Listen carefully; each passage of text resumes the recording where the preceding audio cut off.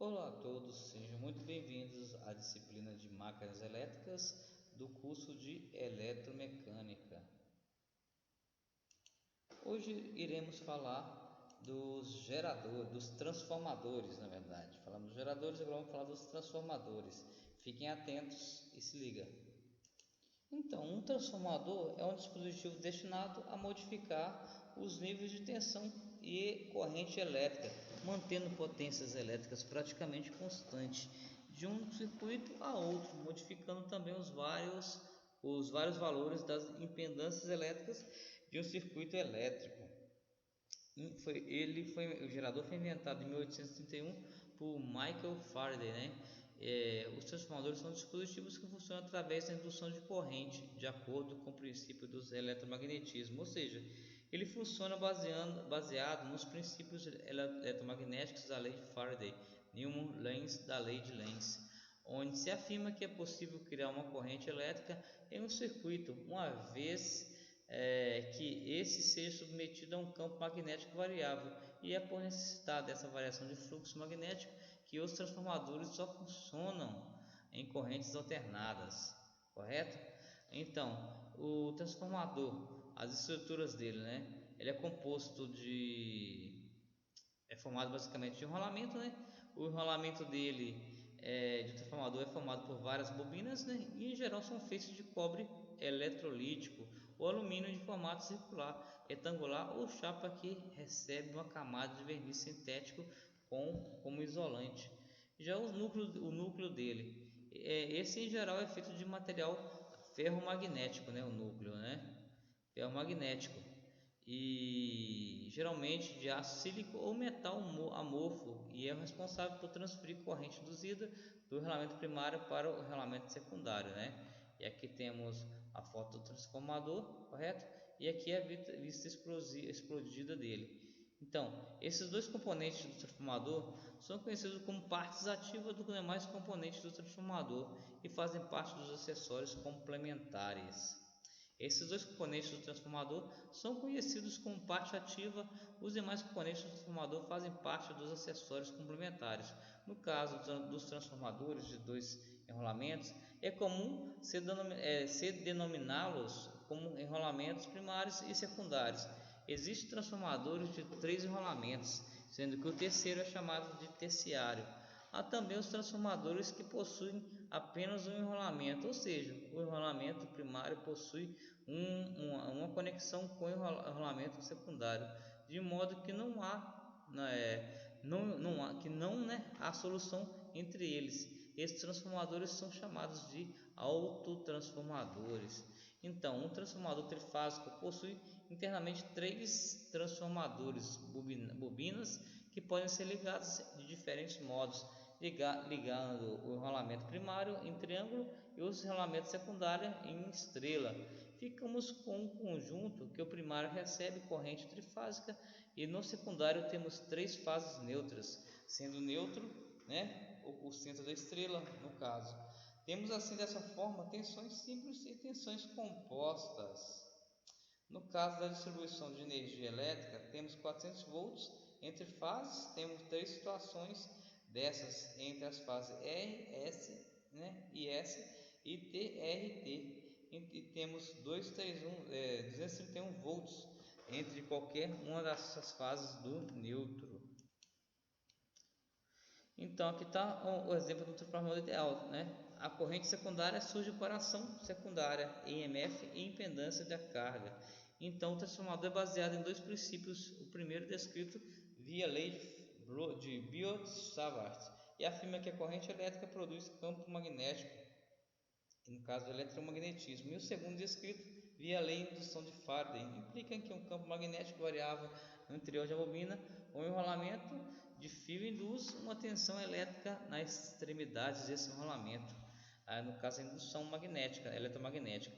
A tensão induzida é diretamente proporcional à taxa temporal, né, de variação do fluxo magnético no circuito. A alteração da corrente presente no bobina do circuito primário altera o fluxo magnético nesse circuito e também na bobina do circuito secundário.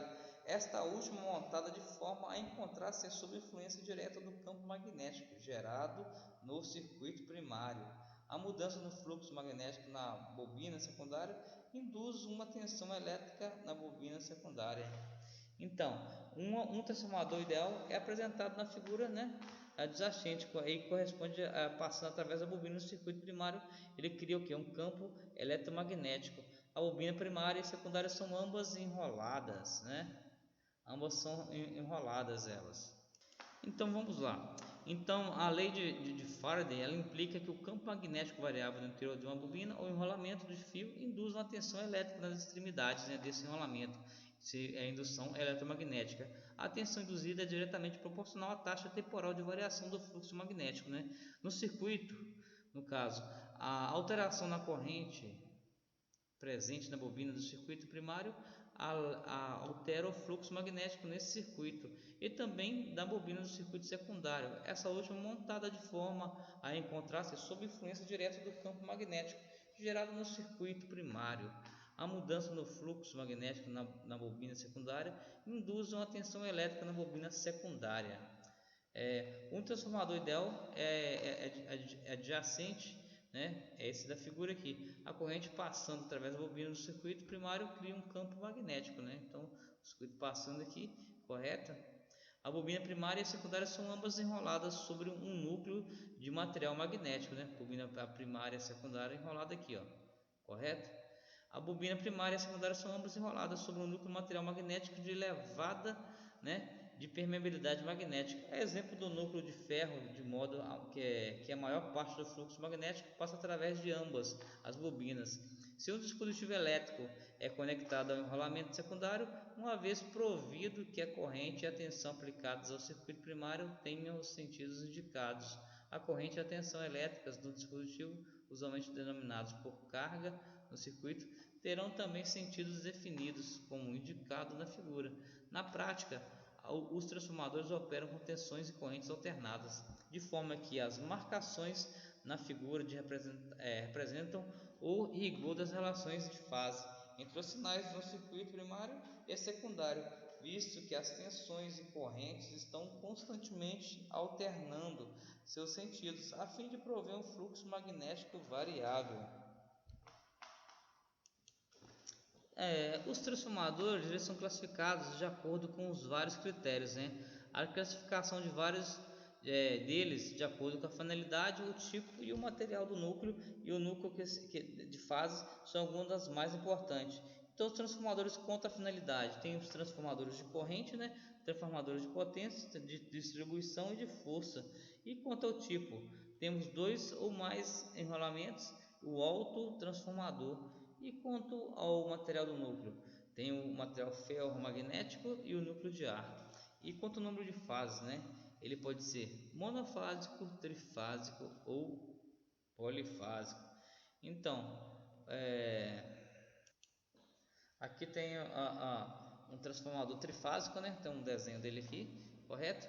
Então, para reduzir as perdas, o núcleo de muitos transformadores são laminados para reduzir a indução da corrente parasitas ou de Foucault, né? No próprio núcleo, em geral, utiliza-se aço silício com o intuito de se aumentar a resistividade e diminuir ainda mais essas correntes parasitas. Esses transformadores são chamados transformadores de núcleo ferromagnético. Há ainda os transformadores de núcleo de ar que possuem seus rolamentos em contato com a atmosfera. Então, transformadores também podem ser utilizados para o casamento de impedância, né? Esse tipo de ligação ele consiste em modificar o valor da impedância vista pelo lado primário do transformador. São em geral de baixa potência. Aqui, por exemplo, é exemplo de um transformador de distribuição. Os transformadores trifásicos de potência são destinados a rebaixar ou elevar a tensão e, consequentemente, elevar o redutor à corrente de um circuito, de modo que não altere a potência do circuito. Esses transformadores podem ser divididos em dois grupos, né? No grupo de transformador de força, né? Esses transformadores são utilizados para gerar, transmitir e distribuir energia em subestações e concessionárias por aí por diante. Então possuem uma potência de 5 a 300 mV, né, quando operam em alta tensão e tem 550 kVA. Já os transformadores de distribuição, esses transformadores são utilizados, né, para rebaixar a tensão para ser entregue aos clientes, né, finais da empresa de distribuição de energia. São normalmente instalados em postes ou em câmaras subterrâneas. Possui também potência de 15 a 300 kW, né? Um rolamento de alta tensão de alta tensão de 15, de 24, de 2 ou 36,2 kW. Já enrolamentos de baixa tensão são de 380, 220 ou 220, 127, né?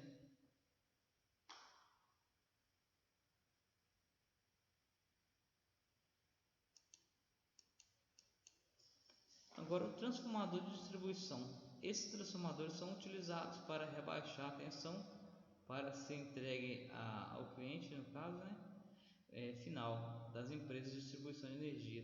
E são normalmente instalados, né, como falei, em 15 a 300 kW, né, no caso a potência deles.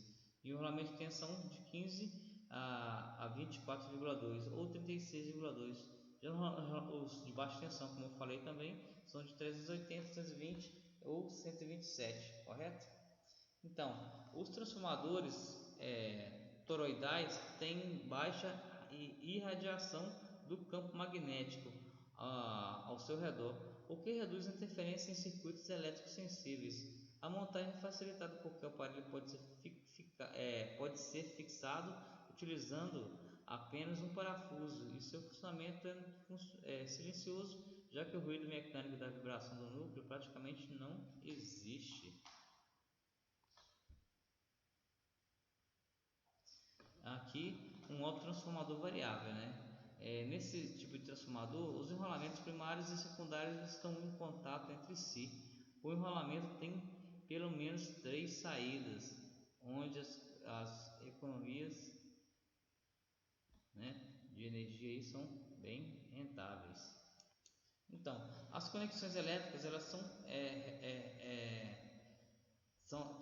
perto das saídas ali, onde as conexões elétricas são realizadas, né?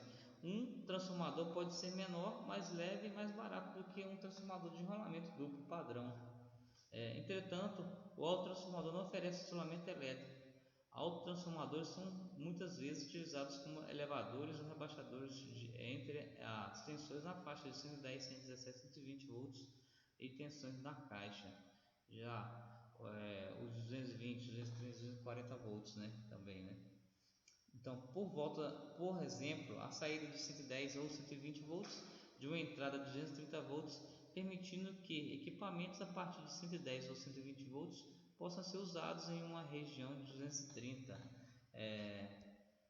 Um autotransformador variável é feito expondo-se partes da bobina do enrolamento e fazendo a conexão secundária através de deslizamento de um contato, resultando em variação da relação a espelhas.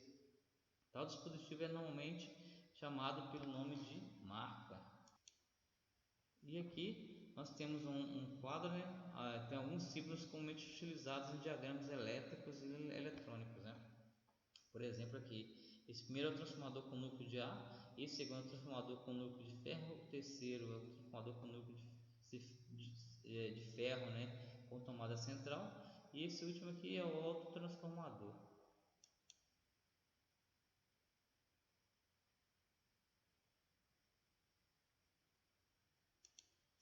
Agora vamos falar sobre o transformador ideal.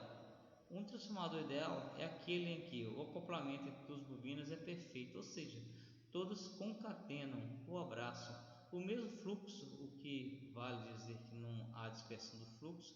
Isso implica assumir a hipótese de que a permeabilidade magnética do núcleo ferromagnético é alta, né?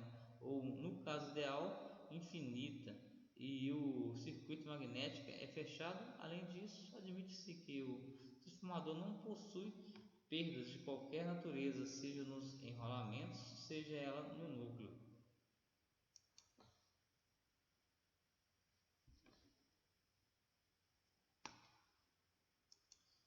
Aqui, por exemplo, tem uma foto de um transformador, né, de 138 kW em operação, né?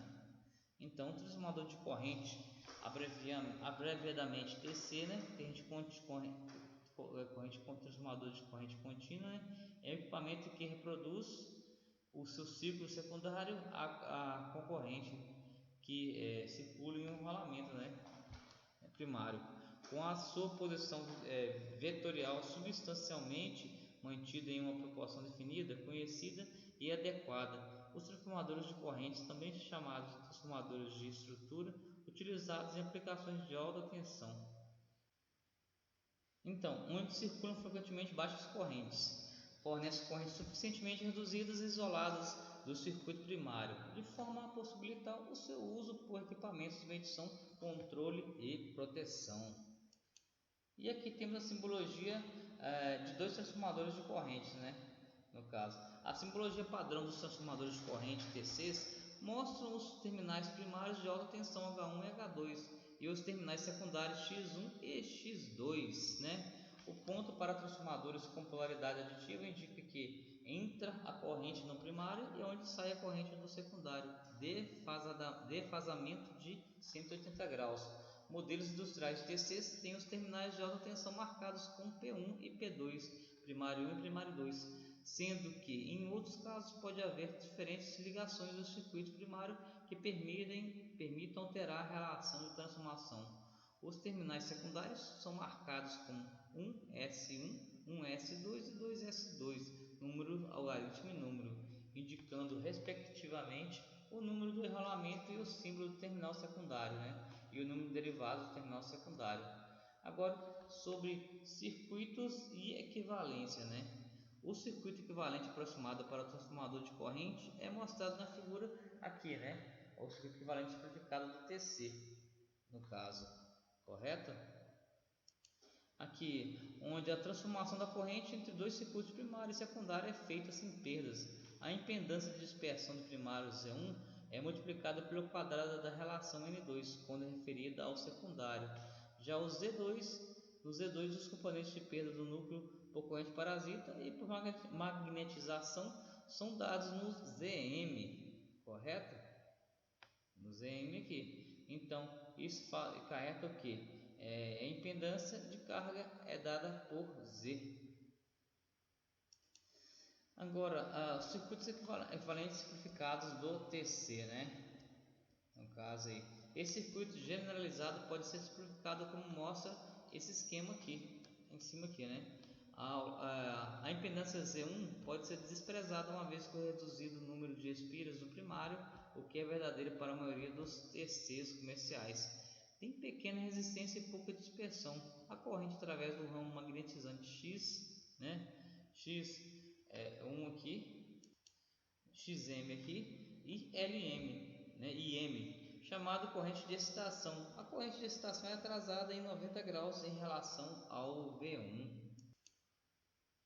Sobre os tipos construtivos de transformadores, né? Então, eles são classificados de acordo com o modelo de enrolamento primário, já que o enrolamento secundário é constituído por uma bobina com derivações TAPs, ou múltiplas bobinas ligadas em série ou em paralelo, para se obter diferentes relações de transformação. Quando os tipos de construtivo de TCs mais comuns, eles são do tipo enrolado, né? Esse tipo é usado quando são requeridas relações de transformações inferiores a 200 por 5, né? O tipo de barra são um transformador de corrente cujo enrolamento primário é constituído por uma barra. Temos o tipo bush, que consiste de um núcleo de forma de anel, núcleo toroidal, com enrolamentos secundários. Aí tem o tipo janela também, que tem a construção similar do tipo bucha, sendo que o meio isolante entre o primário e o secundário é o ar. Aí também tem o tipo núcleo dividido, é o transformador de corrente tipo janela, em que parte do núcleo é separável ou basculante. Depois tem o tipo com vários enrolamentos primários, que é o transformador de corrente com vários enrolamentos primários distintos e isolados separadamente. Depois tem o tipo com vários núcleos, né? Que é o transformador de corrente aí com vários enrolamentos secundários isolados separadamente e montados cada um em seu próprio núcleo, formando um conjunto com um único rolamento primário, cujas espiras ou espira enlaçam todos os secundários. E aqui temos uma curva típica dos transformadores de corrente, né? Então, os transformadores de corrente são classificados em dois tipos de transformadores de corrente para serviço e medição. Utilizados para medição de correntes em alta tensão, possuem características de boa precisão. Por exemplo, 0,3% menos 0,6% de erro de medição e baixa corrente de saturação, 4 vezes a corrente nominal. Transformadores de corrente para serviço e proteção. Então, são utilizados para a proteção de circuitos de alta tensão, são caracterizados pela baixa precisão, por exemplo, 3%, né, de erro de medição e elevada corrente de saturação, da ordem de 20 vezes a corrente nominal. Agora, sobre o modo de ligação dele, é extremamente importante, pois se ligado de maneira errada, o transformador irá sofrer danos irrecuperáveis, né? A ligação dos terminais deve ser feita da seguinte maneira: primário, a bobina deve ser ligada a uma fase, secundário, os terminais devem ser ligados em curto-circuito, impedância nula, caso contrário terá um circuito aberto que irá saturar o TC e danificá-lo, né? Show de bola?